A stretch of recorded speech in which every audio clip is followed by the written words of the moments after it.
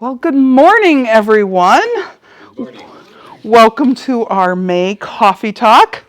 For those of you that don't know, I am Trava Olivier, the museum educator here. And today I'm going to talk about one of my favorite things I do in my role at the Historic Society, and that is cemetery tours. Now, some people would say that's kind of morbid, but it's fascinating because I get to look into the life stories of individuals who helped to settle and form our county, our communities in our county, our businesses. And so it's a lot of fun just to learn not the history of the town or the communities, but the history of the individuals that were here. But to get started, I have a logo up, and that is for the Prairie Lands Library Exchange. The Historic Society is a member of Prairie Lands because of our research library. And they have multiple different grants available, and it's my pleasure, this is our first coffee talk that we get to share this, but those of you that are watching us on YouTube later, you're seeing this on a much larger TV monitor that we were able to purchase through an accessibility grant that Prairie Lands granted us. Because we are not a handicapped accessible building, we are able now to turn our upstairs galleries into videos that we can play on this monitor for those guests who cannot climb the stairs. And so we are happy recipients and very grateful to Prairie Lands Library Exchange, and we thank them greatly for this larger TV monitor. They also helped us with a few other things like some gallery guide maps to direct people through the museum, and we were able to get some of those printed in the Spanish language and have some signage directing traffic flow through the building in the Spanish language for guests who do not speak English as their first language. So without them, this would not be possible, and we just want to take a moment to thank them because we do appreciate the ability it has given us to serve our guests. So to get started on my cemetery tour talk, I want to talk about the three types of tours. We started doing cemetery tours in the summer of 2020. When I say 2020, I'm sure most of you remember that was the COVID year, right? And the state of Minnesota put museums into the category with bowling alleys and movie theaters, and so we were to be closed, and if we did anything with programming, it had to be social distancing. And so for us and our facility, we felt the safest way for staff and for guests to feel comfortable and being able to social distance was to go outside. We had done a few cemetery tours at like Old Woodlawn prior, but we had never gone anywhere outside of Old Woodlawn Cemetery. And that was just because we had a pretty good relationship with the city. They told us that it's a public space, feel free to do what you want to do. Now, cemeteries as a rule are public spaces. People bury their loved ones there, and that gives people the right to go visit the memorial sites of those individuals. But we still wanted to be very diplomatic in how we handled this. So for my first cemetery tour that I went to, I have to admit, my family is a member of the Salem Church. It sits on the state line west of town, and I approached our church board first and our cemetery board at our church because it was people I knew and felt comfortable with saying, you know, how do you feel about this? We will be very conscientious. We made some rules for our cemetery tours. One of our first rules is to follow the government's rules. They don't release census records for 70 plus 2 years, and that's for privacy reasons. So we decided that we were not talking about any individual who had passed away if they had not passed away more than 75 or more years ago, and that's just to be sensitive to family members still in the area. We also respect family members, so if we are at a stone and they let us know that they are the family members, we by all means let them add stories to our tours, because it's the personal stories that we can't uncover that really tell the story of the individual. We can uncover census records, we can read things in obituaries, we can do a lot of research into what we have in our archive, but it still doesn't always paint the true picture of the individual as just that, an individual. So I did a biographical tour at Salem. But then we decided we were going to expand it. We had done, around Civil War days time, some Civil War veterans tours at Old Woodlawn, but we were going to expand it to just a veterans tour. go to the gravestones of military personnel, and rather than trying to tell their entire life story, we wanted to touch on what war they served in, any medals or honors they received, any injuries they might have received while serving their country. We certainly bring them back to the United States and talk about, maybe where they were born or where they passed away, but not their entire life story. And then the last kind of tour we do is a symbolism tour.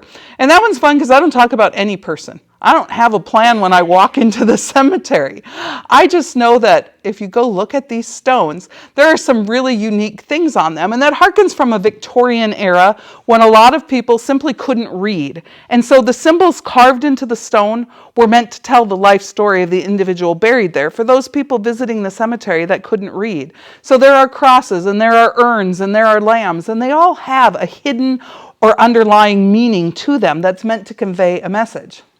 Now, when we talk about Pipestone County, there are actually 18 cemeteries, and I've listed them on the screen, and you'll notice a lot of them have check marks, like Churchville and Luctor. Been there, did a biography tour. Eden East was there, did a biography tour. Eden North, haven't done an actual tour there, but have had a guest in doing a cemetery stone cleaning demonstration. Hillside is at Edgerton. We did a veterans tour. Holland, we did a biography tour. Island, Jasper, New Woodlawn, been to all of those. Then we hit Peace Lutheran, and there's a box there because that's one we have not been to yet. That is affiliated with the Peace Lutheran Church at Ruthven. Prairie Lawn, some of you might know it as Troy Cemetery, or a lot of you probably recognize it more as its commonly referred to Pox Cemetery. It's kind of north of Cazenovia. It's kind of out in the middle of nowhere because it's in the middle of a section. Ruthven and Salem we've been to. We have not been to St. Joseph or St. Leo. And then last year we were at St. Martin's and did a biography tour. And we've done Trotsky, Woodlawn, and Woodstock. So between 2020 and 2023, we have hit most of the cemeteries. We start in generally June, July, August, and September. We go to one a month for 4 months out of the year and do these types of tours. So, an example of what a biographical tour would look like. I'm going to show you some examples from Salem that we were at in 2020 as well as Woodstock in 2021. These are stones that we visited and the stories that we told. So this is a stone at Salem Cemetery that I did of Amelia and William Eichmeyer. Now, if you read the stone, it doesn't say Amelia, it says Emily, because she was born and named Emily Caroline Henriette Luhmann in Germany on June 14th of 1835, but her close family called her Amelia. She married Wilhelm Ruhlmann Eichmeyer in Germany in July of 1865, and it was that same year that the couple immigrated from Germany to America, settling in Wisconsin.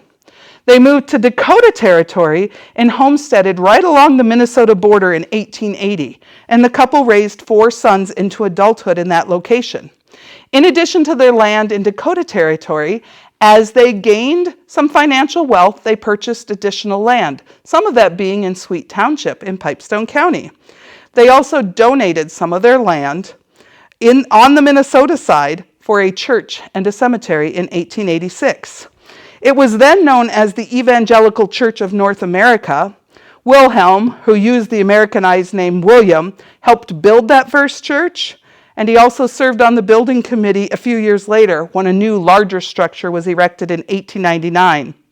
That church is still standing today. It's still operational today. It has seen changes from being the evangelical denomination. It went to an EUB, Evangelical United Brethren, then a United Methodist, and currently, as of about a year ago, it became a non-denominational church known simply as the Salem Church.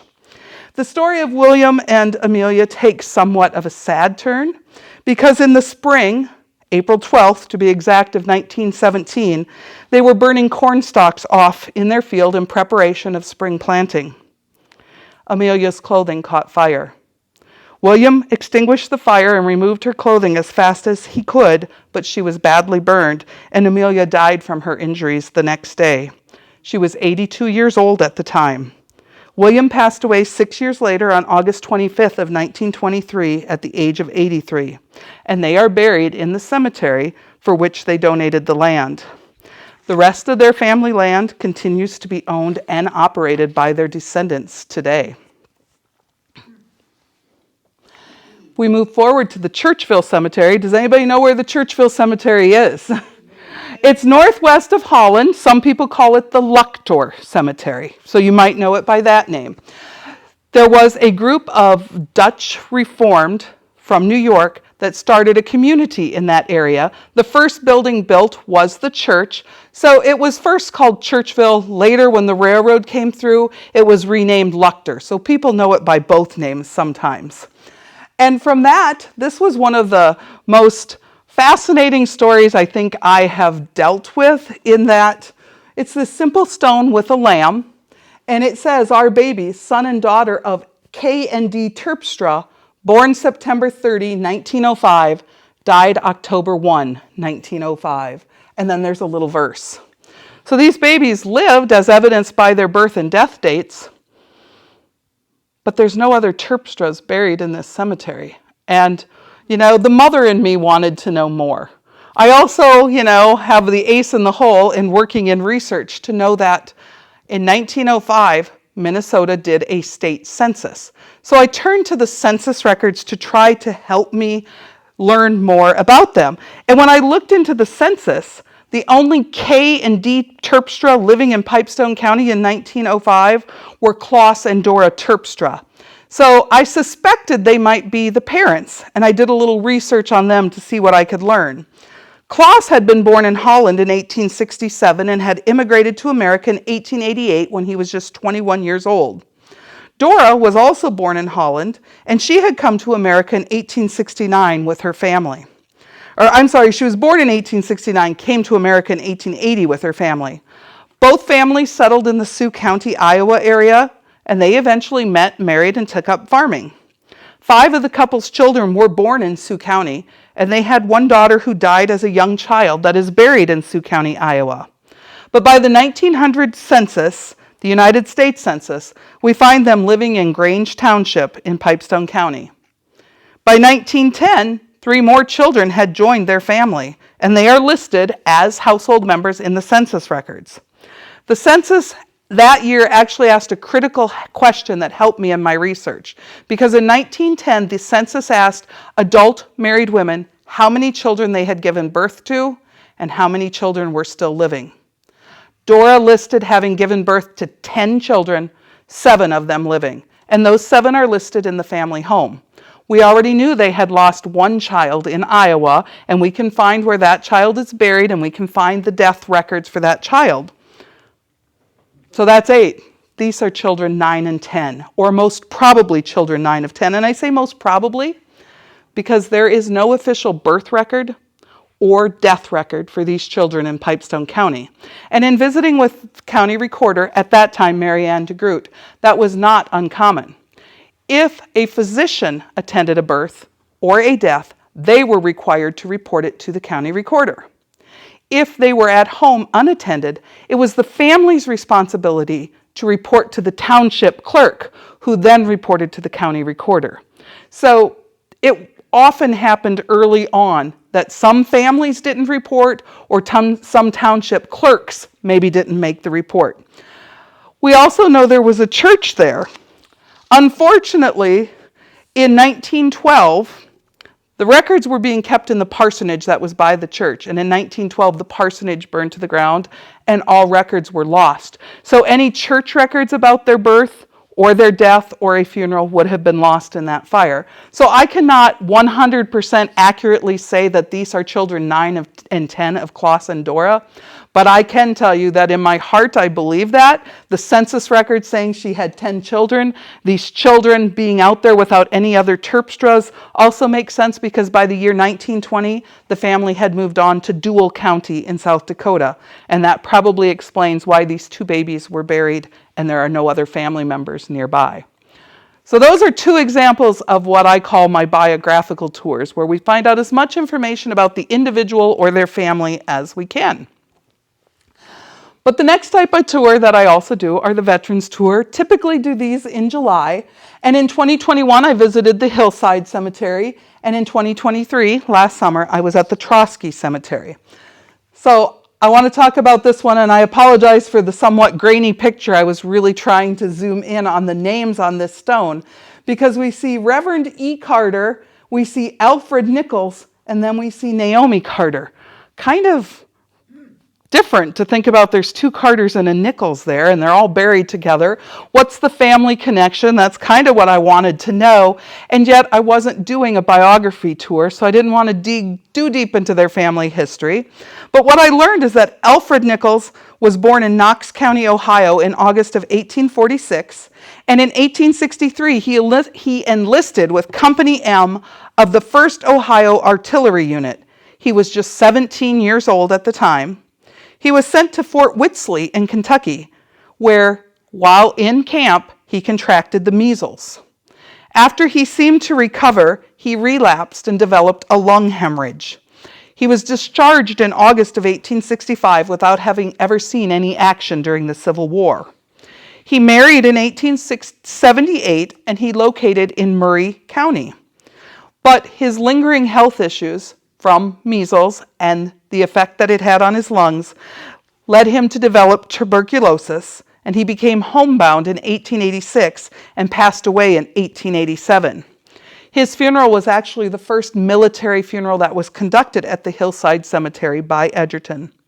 His wife, Naomi, would eventually remarry another Civil War veteran, the Reverend Elijah Carter. Now, Mr. Carter was born in England in 1831. He worked as a Wesleyan Methodist pastor and married a woman by the name of Susan Anderson in 1853. And the couple immigrated to America shortly after, settling in Wisconsin. He enlisted with Company D of the 22nd Wisconsin Volunteer Infantry in September of 1864 and was mustered out after 8 months of service on May 17th of 1865. Following the war, the couple settled in Blue Earth County, Minnesota, where he served as a pastor for United Brethren congregation in that location. He later became a congregational pastor, serving in several locations, including both Dawson and Madison, Minnesota. His wife passed away in 1867, leaving him a widow with 2 children to raise, his son Robert and his daughter Rose. He remarried and had 2 more daughters, Jenny and Laura. He was appointed to a church in Edgerton in 1889, and unfortunately his second wife passed away in 1890 while he was at Edgerton. He now had 4 children to take care of and had been widowed twice. He married Alfred Nichols' widow, Naomi, on January 30th of 1892. In 1897, his appointment to Edgerton at the church ended, and they left Edgerton briefly for about a 2-year window before he retired, and they retired back to Edgerton. The Reverend Carter served as the adjutant and later the chaplain of the U.S. Grant Post number 80 of the Grand Army of the Republic, the GAR, which was a fraternal organization for Union soldiers, much like the American Legion would be for soldiers of other wars today. Reverend Carter passed away August 18th of 1917, and his widow had him buried in the same plot as her first husband. And when Naomi passed away at the age of 97 in 1943, she was buried between her 2 husbands, which is why all 3 names appear on the stone. One of the things I do enjoy about the Veterans Tours is that I get to break that 75-year rule. You know, I said the 75-year rule, we want to be extremely sensitive. But so many of our military men served in wars like Korea and Vietnam that if we had to wait until they had passed away for 75 years, we won't be talking about our military men and women for a very long time. And as long as we're sensitive and focus on their military service, which is public record information anyway, we can honor their commitment to their country, their loyalty to their country, without worrying about, are we sharing something that's too sensitive? And so at Trotsky, we talked about Deborah Jo Cook. Deborah was born Deborah Jo Dykstra in August 1959 at Pipestone, and in 1994, she entered the U.S. Navy Reserves. She trained at Wisconsin and New Orleans, where she met and married a fellow Navy recruit, a man by the name of Charles Cook. They were married, and for the next 4 years, she pursued her education and training at both Spain and Virginia with the Navy Reserves while her husband was stationed in Mississippi. In 2000, the couple relocated to Wisconsin, where Deborah served with the Wisconsin Military Honor Guard and the Wisconsin Veterans Cemetery. The family was then transferred to Japan in 2002. Deborah served in Operation Iraqi Freedom aboard the USS Kitty Hawk. She retired from the Navy in 2004, but then in May of 2008, she enlisted with the South Dakota Air National Guard, where she was assigned as a staff sergeant in the ammunition department with the F-16s. Unfortunately, she was diagnosed with leukemia in February of 2010, and she passed away on Christmas Day that same year. But certainly, we were able to honor her service, even though she has not been in the next world for as long as we typically do the stories. Then we move into symbolism tours. Again, these are ones that I do, without any real pattern or plan. They work out perfectly usually in September because it's back to school season. My kids have done 4-H and state fairs, and I don't have as much time in my office to research. So I don't need to know the story of the individual, just what does that symbol mean? So I've got some pictures from 3 different ones: Old Woodlawn, Woodstock, and Island. Now, all the pictures that you see on the screen are from the Old Woodlawn Cemetery. And as you can see, these are tree stump-shaped stones. Anybody seen the tree stump-shaped stones out at the cemetery? Sure. Do you know what they mean? Do you know any of the symbolism behind them? So, tree stumps became popular in the 1880s. And they are meant to tell the story that a life has been cut short. They're cut off. Sometimes the stumps or the appendages look jagged rather than a smooth cut, and when that happens, it's meant to signify that the individual died quite suddenly and unexpectedly. Sometimes they have multiple branches, like the tall one that you see on the side. That's for the Barber family. The Barbers were originally buried at Prairie Lawn Cemetery, and when the mother, Eliza, was left, she moved to Pipestone, and she had them reinterred at Pipestone so she could visit her family graves, because it was her husband and a couple of her children. A lot of times with these stones, you will also see ivy or fern-like growth coming from the bottom, carved into the stone, and that's the symbol of from death comes new life. And so often the tree stump stones have some kind of plant around the base carved into them. Also, at the time that these were popular, the Modern Woodsmen of America, still an organization today, but was a much more well-known active fraternal organization. It was men who took it upon themselves to help care for widowed women and children and provide for their financial needs and things. So often when you see a stone that is carved into the shape of a tree trunk, you can know that either the person themselves, their husband if it's a woman, or their father if it's a child, were probably members of that organization, or that organization maybe helped to provide the gravestone for the individual that's interred there. The short one up at the top is of Laura Goodnow. It's out at Old Woodlawn. It has like a scythe and wheat on top of it, no stumps. I have read, I should say, that the size or the height of the stone kind of signifies, a short or a long life. But in this case, Laura Goodnow lived into her 80s, and she has a very short stone. So that doesn't always seem to hold true. And the one of the Buhner family down at the bottom I included, mostly because that is just a modern take on a tree stump stone. It still has a tree in it, but as technology has changed, as we can have images laser cut into stones, we still see the shape of a tree stump in there, and we can see that there are 3 cut off branches and they list their 3 children. So it's still doing kind of a modern riff on an older practice. These are at Woodstock, and all of these are images of urns. The urn is the second most commonly used symbol in the cemetery. Anybody want to guess what the most common is? The cross is the most common. The cross is the most common. The urn is second. The urn is meant to signify immortality. Sometimes they are open like you see in these images. Sometimes you'll see what looks like a curtain or a cloak. I've even seen out at Old Woodlawn, there's one with a kepi, like a Civil War soldier's hat over the top, and they're draped. And that literally the drape is just to show the passing from one life to the next. I like to show this big one over here because it lets me talk about something else that's very unique about it. Does that stone look a little different than the average stone? Well, and that could be the camera person just saying. But the thing that's unique about this is most of our headstones are, the white ones are marble, the multicolored ones are usually different variations of granite. This is not stone. This is zinc or white bronze. This is a metal stone, and you find them rarely around Pipestone County. There is one of a lamb in the back of Old Woodlawn, in the middle section on the back side of it. There's two side by side out at the Woodstock Cemetery, close to the road on the east side. They're white bronze. They were actually, the pieces were cast in Connecticut. You could order from a catalog. They would be shipped to Des Moines, where they would be assembled, all the pieces you ordered, and then shipped by rail to the person that was receiving them at the town, by railroad. They did not catch on in popularity. Some cemeteries even banned them. I can't really tell you why. I'm not sure.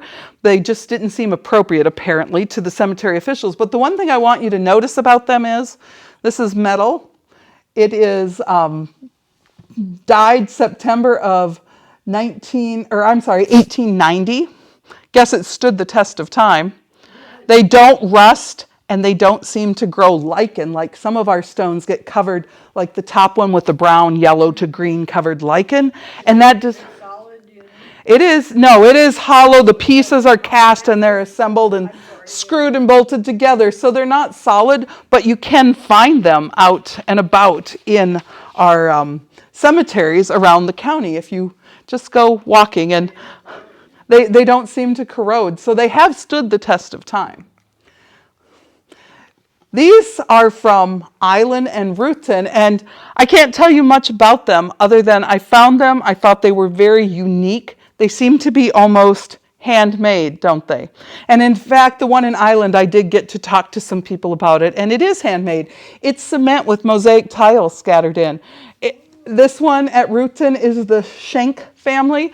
Don't know the story of why, but perhaps a way to find an affordable headstone to commemorate a loved one, or an unmarked stone that went unmarked for years as family members do family research or family history and learn more about them. Maybe they opted to do something to commemorate those gravestones. But definitely unique. And again, if you get out and walk the cemeteries, it's amazing what you will find out there. I am fascinated by cemeteries. We'll go on a road trip wherever, and I'll say to my family, there's a cemetery, who wants to stop? My husband will stop any and every time. My 17-year-old daughter is pretty good about it. My 16-year-old is like, I'll take a nap in the car, Mom. So this is not something I have personally done, but we have hosted Steve Sittig twice. Once at Old Woodlawn, once at North Eden. And he comes in and he talks about how to clean the stones that look molded or mildewed or covered with lichen. He uses two different products. One is called Wet and Forget. One is called D2. D2 I know he purchases online. D2 is what they use at the Arlington National Cemetery. So I feel like it's probably been tested and tried and trued. He is very adamant, and so are we when we host these. Do not just go start cleaning stones without knowing what you're doing. Do not go touch a stone that you do not have permission to touch.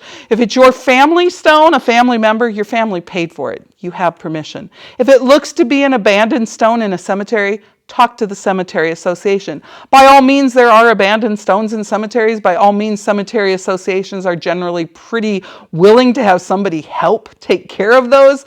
But again, you're walking on some unclear laws and rules about how long is a stone abandoned and who can touch it. He also, he sprays it on. He uses a plastic You see in the upper picture a plastic like paint scraper. He uses very soft bristle brushes, but he sprays it on, waits about 10 minutes, comes back with a little hand sprayer of water to rinse it off. And you can see in this image, and he would go back over it more times, but from the top one that's quite green to the bottom one, how much improvement he made. And we host him and we're in and out of the cemetery 45 minutes or so, and he's made that kind of improvement in that amount of time. So I tell people, you know, if you're interested in that, by all means, learn what you're doing, find the experts, because there is a need for that. And we also get people when we do cemetery tours go, well, that stone's broken. Why aren't they doing anything? Well, that comes down to laws. Families buy the land, the plot that a loved one is buried in. Families buy the stone. So it is not necessarily the cemetery's responsibility to fix or maintain those. Some of them have more funds than others, and they try. Some of them are very, unclear on interpreting the law and don't want to err on the side of offending a family member. So really it takes talking to people and knowing. And I'm not fully versed in all the laws of the cemetery by any means. Also with sinking stones that are leaning, there are ways to go in and raise them up and put dirt or rock and gravel underneath to set them level again. I don't know all of the tasks that go with it. I just know that you need to make sure you know what you're doing. I would recommend when it comes to those kinds of tasks, repairing or leveling, that you get in touch with a monument company, the people that set them. Hire them to do it. They're the professionals. They know what they're doing. And if you think you know what you're doing, at least talk to an expert or somebody that could give you the proper guidance before you just take it on your own. So finally, where will we be in the summer of 2024? There's that list of cemeteries again. Anybody got it figured out? Here's where we're going to be. On June 8th, it's the 4 that we hadn't been to. On June 8th, I will be at the St. Joseph Cemetery at Jasper. That will be a biographical tour of some of the individuals buried there. West of Jasper, about a mile, 2 miles maybe, I don't know. It's just straight west on the... Yep. On July 13th, we'll be at Peace Lutheran Cemetery near Ruthven doing a veterans tour. August 10th, we are going to Prairie Lawn, the one most people call Pox. It is a gravel road and a dirt path between 2 fields. The stones are in a lot of disrepair. This is an abandoned cemetery, hasn't had an interment since late 1930s, early 1940s. I forget the exact date. The county is tasked with it. When there is no cemetery association responsible, state law passes them to the county. So just like Churchville or Luctor, Prairie Lawn is the responsibility of the county. What does that mean? Laws are pretty unclear. They mow it. The Churchville one looks very nice because a neighbor that lives nearby keeps it mowed. There are still loved ones, people with loved ones buried there that go and decorate the family graves. This Prairie Lawn is a little bit different case. It was a very early cemetery. Doesn't seem to be a lot of family in the area, so you don't really find a lot of marked graves there. Also, the number of burials compared to the number of stones that are there, very limited. And there were times when families financially could not afford to put stones on the gravestones. We also are not sure. There are things that happen over 100 years of time, like wind and settlement. And were they flat stones that time, grass, and dirt is above? We're not sure, but we do know who is buried there. We have a list. So we're going to go out there and talk about it. And then finally on September 14th, we will be at the St. Leo Catholic Cemetery here by Pipestone doing a symbolism tour. And I will add that, I mentioned I went to Salem because I knew them.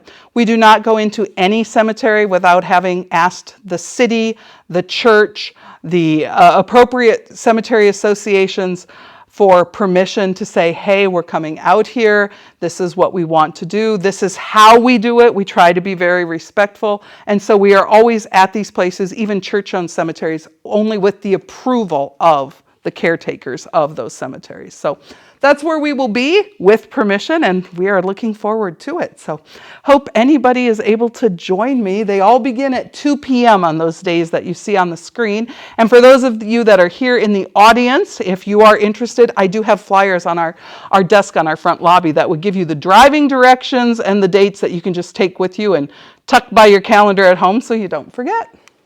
And that kind of concludes my talk on cemeteries. So are there any questions or comments anybody would like to add? Yes? Were there any laws set up in America to start a cemetery, or did just people, I mean, it connected usually to a church, I realize. Right. Or a family. Families too? There are burials on private land that happened early in the history before cemeteries were established. And the question was, are there laws or were there laws in America? Cemeteries got a pretty early start in communities in America as we expanded west, mostly because people died, but also because the people that settled America are coming from the old world where they already had established burial practices. So they brought their knowledge when they came, to Massachusetts, and as they moved west, they had knowledge of burial practices. So I don't know when the earliest laws in America were, but there was certainly already established morals and values about how to care for the dead. With that in mind, there's a lot of people that are being cremated nowadays, and they're scattering their ashes every which place. Cremations, I don't know all the law. I have not looked into all the laws related to cremation. There are laws about like the urns and how they are interred in a cemetery. Coffins need to be in a vault. A number of cemeteries require vaults for the cremation urns as well. A lot of cemeteries, when you approach them, have signs that say no burial of ashes or no spreading of ashes without proper contact with authorities. So I'm not versed on the laws about them, but I would suggest to anybody that wanted to scatter ashes that they check into the laws before they do it. It's technically illegal. I don't doubt that it's being done.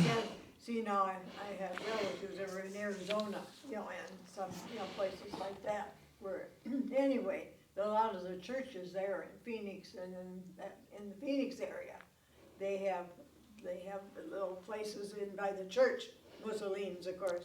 Sure. Cement, and then there are places with the boxes. Yes, there are mausoleums and things to put cremated urns in. That's what they've been doing out there. I know that my mother passed away about 6 years ago in South Dakota, and she's buried in my small town cemetery. She was cremated, and it was required that there be a vault for the cremains to be placed in and all of that. And I'm talking no, it is below ground. It is in the family plot with the stone. These are above ground. Yes, there are above ground mausoleums. Yes. So I know South Dakota had laws and rules that, you get versed in the first time you have to be part of planning a funeral.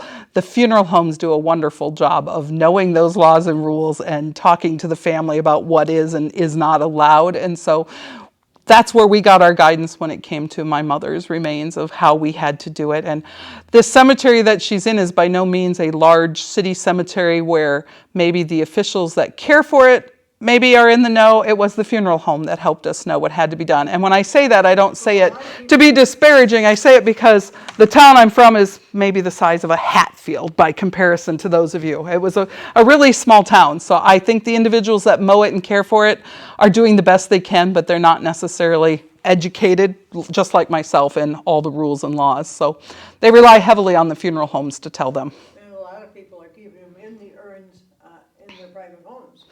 I think that's allowable if you can keep an urn in your family home and things, but you're not necessarily supposed to go dig a hole in your backyard and bury them there. You're supposed to keep them with you. So, any other questions or comments from today's presentation? No, you're absolutely on the track. We're talking about cemeteries. I knew a fellow that was in the Navy, and when he died, he was cremated and wished his ashes to be spread over the ocean. Somebody that was in the Navy and passed away and cremated and ashes were scattered over the ocean.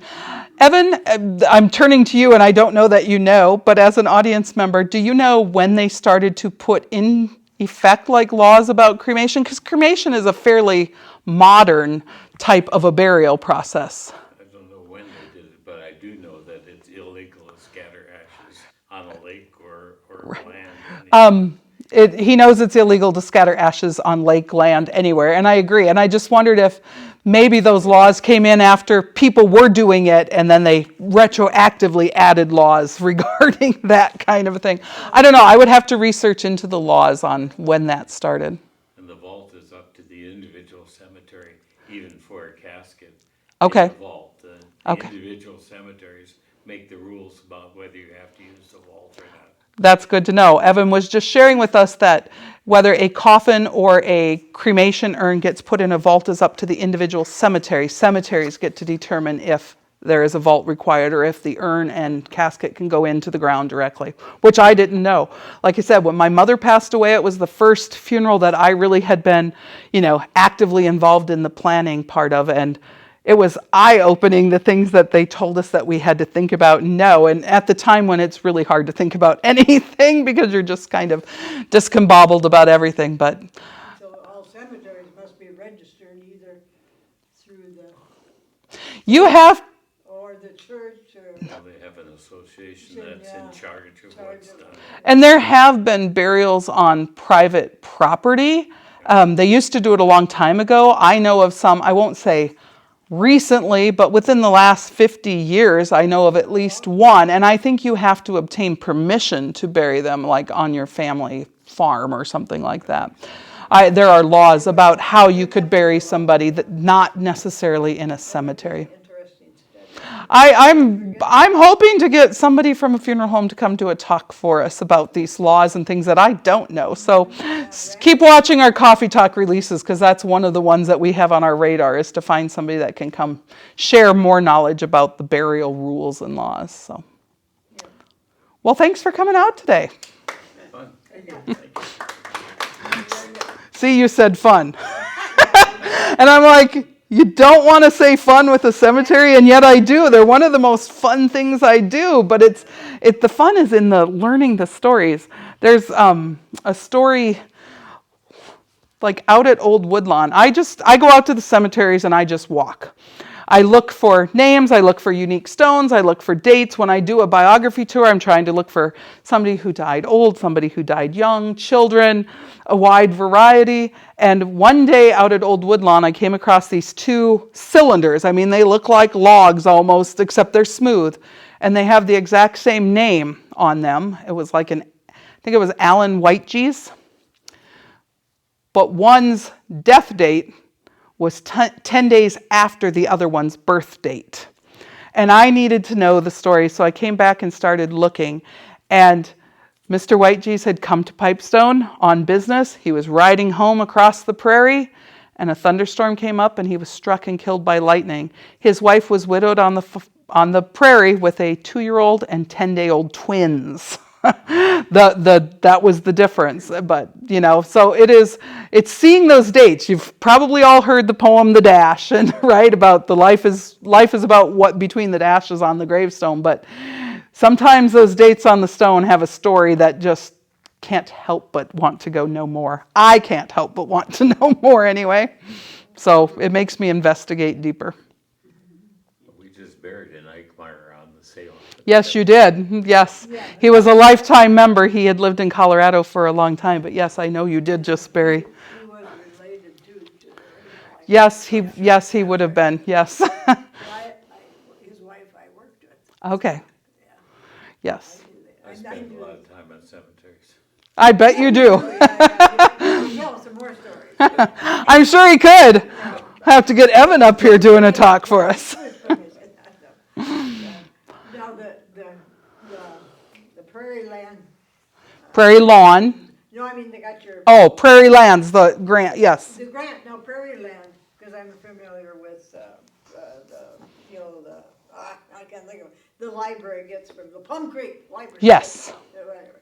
The prairie land, how far is that? Is that statewide? A big region? Well, Prairie Lands is a region of a larger system. They cover, I forget how many counties, kind of in the southern part of So they're in Minnesota. Minnesota, And but not- yes, they're in Minnesota, and Prairie Lands is a branch of the southern branch of a bigger organization, but they do grant opportunities for libraries, obviously, school libraries, college educational institutions, and again, historic societies qualify because of our research libraries. So Right, yeah. it has been a wonderful addition to our programming. Hopefully everybody that's viewing the video. Well, the reason I was asking, I was wondering if it was past state line, because we're so close to Sioux Falls. Oh, no, it is a Minnesota. Some of these, you can Plum get Creek. grants that, Plum Creek is 9 counties. yeah, that's a And big. Prairie Land is next to Plum Creek as a library. Okay. Yes, So yes. 9 counties and then the next, okay. Yeah, I'm familiar with the Prairie. Yes. Well, they have definitely been an asset to us to help us accomplish some things as a nonprofit organization. So, and we're hoping that we get great reviews after this goes up on YouTube. We usually get contacted by some of the people watching and, like, oh, I enjoyed it, or you've got too much glare, or repeat the questions from the audience, I couldn't hear them, or all those kinds of things, which is great. We can only strive to do better, and if you help us to know what we need to do to be better, we will make it a goal to get better. So we're hoping this will help with some of the viewing issues, too, for people watching it online later. Do you know the name of the family that takes care of the Lecter Cemetery? I don't off the top of my head. I was told it, but I don't remember it. I probably have it jotted down in my office somewhere. Van Beeks used to take care of that, Donna? I do not know. It was by Van Beeks. It was by Van Beeks, and is that who owns the land right, like the cemeteries here and then right to the east? I think. That's who takes care of it, but I'm not sure the family name. So I know that is the family that takes care of it, the one that lives right there. And it's interesting cemetery to go visit because, like I said, it's this little abandoned cemetery that hasn't had a burial since the 1940s, and yet the Luctor or Churchville out northwest of Holland. But yet you go in and there's a DeWilde family plot and there are flags on the graves at Memorial Day. And so it's really nice to see it cared for. Now, it's also one that you can go see great big lilac bushes. And if you part the bushes and peek in, you'll see the stones encased in them because somebody planted lilacs. How many decades ago? And they've grown up and not been trimmed. And so they've kind of encapsulated the stones. But there's definitely interesting stories out there as well. Do you have a map then of all the cemeteries, like at the county?